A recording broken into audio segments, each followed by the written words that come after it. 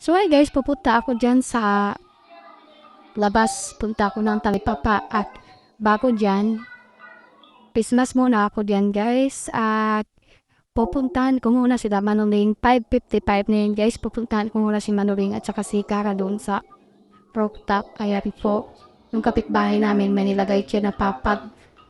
Nandiyan si Manuling sa ilalim.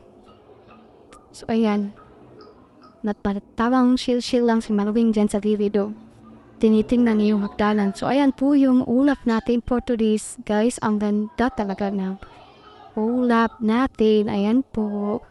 Nag-blue-blue siya.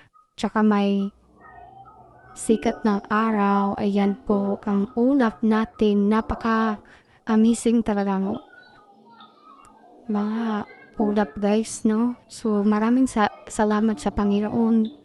At ang ganda ng ulap natin. Yung kalikasan na ginawa niya ay napakaganda, napaka-amazing, no?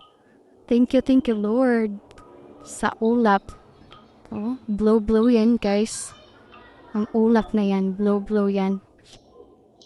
So bago ako napunta ng Talipapa, nabili ako ng kape at saka sukal. Ayan po, nandito muna ako nagtambay sa rooftop at mahangin.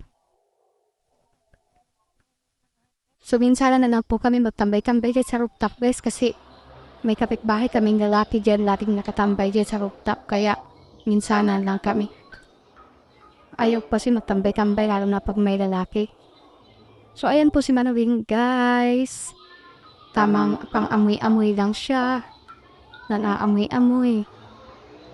Naka-ready ang tali din, guys, kasi para sakali ano siya.